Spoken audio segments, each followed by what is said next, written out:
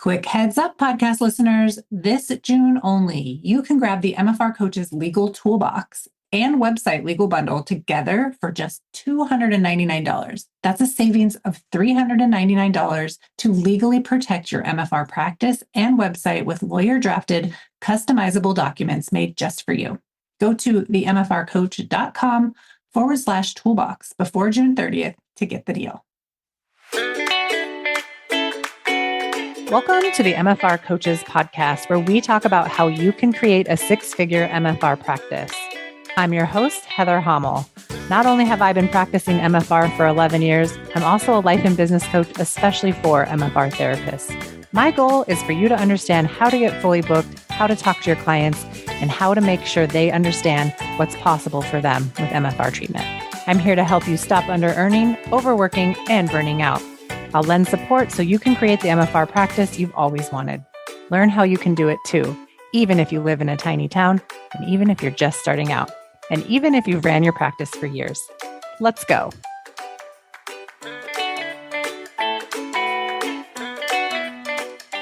Welcome back to the podcast. Today, I want to talk about something I believe every business owner needs in their toolkit, let's say. And that is something called decision flexibility. This is the ability to make a decision based on what you know now, trust yourself in that moment, and this is the key, be willing to make the next best decision if things don't pan out the way you thought they would. So many business owners delay decisions or make decisions from a place of avoidance or fear, or just plain not paying any attention. They say they want more information, but really they don't want to be wrong. They're scared to deal with the consequences of a choice that might not go how they planned. But here's what I want you to consider. Even the best research decisions sometimes don't turn out the way that we hoped they would. That doesn't mean that the decision was bad.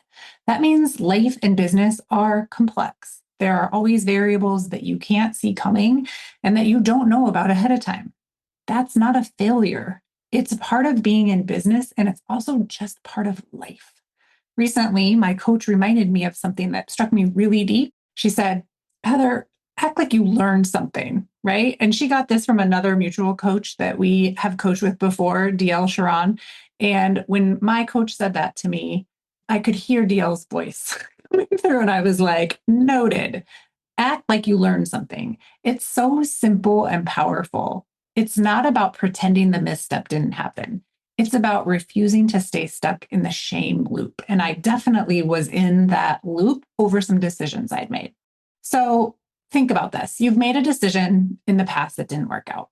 Maybe it was hiring the wrong person, launching something too soon, taking a course that didn't give you what you hoped it would.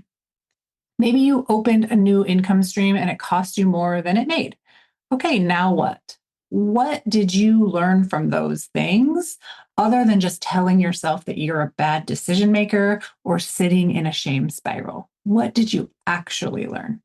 I want to share a story with you I think relates to this pretty well. So here's a real example from my own business life. A few years ago, you guys heard me talk about this on the podcast. I bought a beach vacation rental. The idea was we're going to have passive income and a huge tax break. It seemed really smart at the time. We structured it like a business, all of the things, right? We were able to buy this second home. But 3 years later, after close to zero profit and over $100K in unexpected expenses, thanks to unforeseen HOA assessments, I've decided to sell this place. That wasn't the original plan. Originally, I thought I would own this place forever and it would become a family legacy. And I've had so many fantasies about handing this house down to my grandchildren and creating generational wealth with it.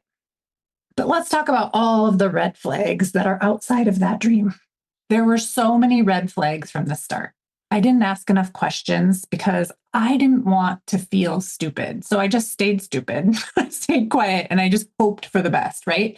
And it wasn't that I was actually being stupid because I'm very, very smart, but there were times where I had opportunities to get out of this deal and I stayed in it basically because I didn't want to look dumb or feel dumb about it or miss out, right? There was a lot of FOMO around it. Looking back, there were more than a dozen decisions that I could have made differently.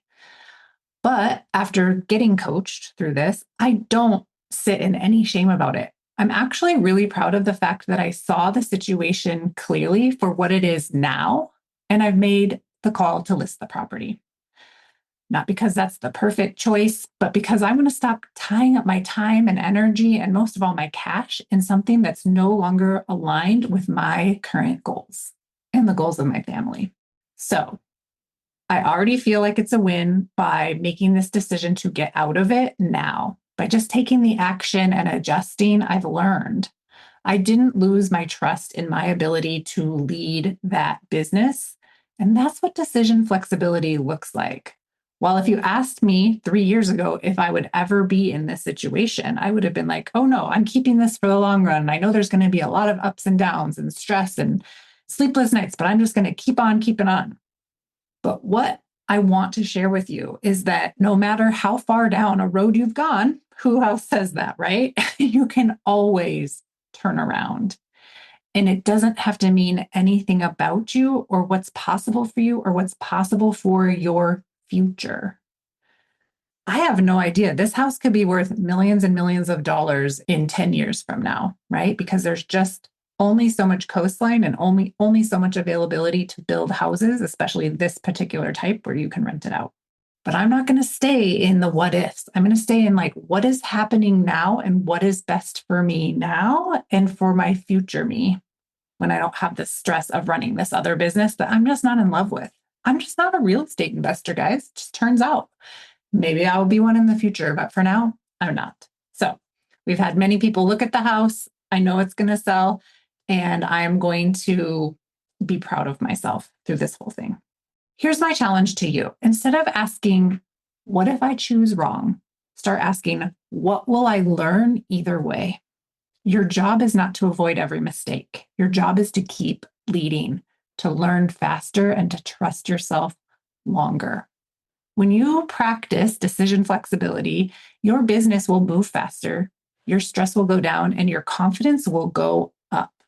You will become a leader who can pivot without spiraling, or if you do spiral for less time. And that's a skill that pays in dividends. I actually plan to make money off of this decision that could have gone better, right? Like I will end up making money in this deal no matter what. And I want you to know that I call it making money, even though we're going to take a loss when we sell this house. But in the long run of not continuing to lose money on it, that is how I'm making money, right? Okay.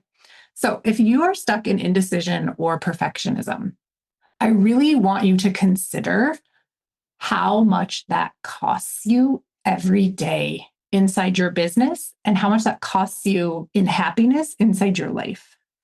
I want you to start to think about what problems you need to solve right now and what problems are you refusing to look at just because you don't have decision flexibility.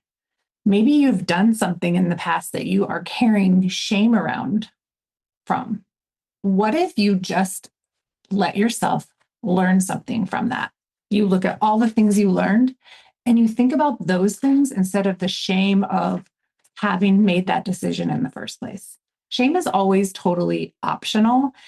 And I think when we can get above the shame and we can look at other things that are available to us, it really helps you move forward and it helps you to do things differently and also experience things differently. So think about this. Where do I have decision flexibility and where do I not? Where do I think everything is black and white, cut and dry? Where am I not allowing myself to learn something? And if you need my voice in your head, we're going to adopt DL's voice, Gina's voice, Heather's voice, and give it to you. Act like you learned something. Everything you do, act like you learned something. Take it from me. It's very helpful to learn from everything you do, whether it gave you the result you wanted or not. And I'll see you next week on another episode of the MFR Coaches Podcast. Bye for now. Thanks for joining me today. If you enjoyed today's episode, please take a minute and rate and review the podcast. I appreciate it. For more information, please follow me on Facebook and Instagram at the MFR Coach. And check out my website, www.themfrcoach.com, for more information. If you are currently not working 20 hours or less and making 6 figures in your MFR business, I want to help you change that. Make sure you tune into the show and get on my email list so you never miss out on important trainings and information. To be the first to find out when we are enrolling next for my 12-month Business Foundations coaching program, get on that email list at www.themfrcoach.com/join. Inside this program, you'll learn how to raise your rate, overcome objections, and sell MFR. You'll become the MFR therapist that never under-earns and never burns out. It's up to us to make MFR mainstream, and it starts with you and your successful MFR practice. See you next week.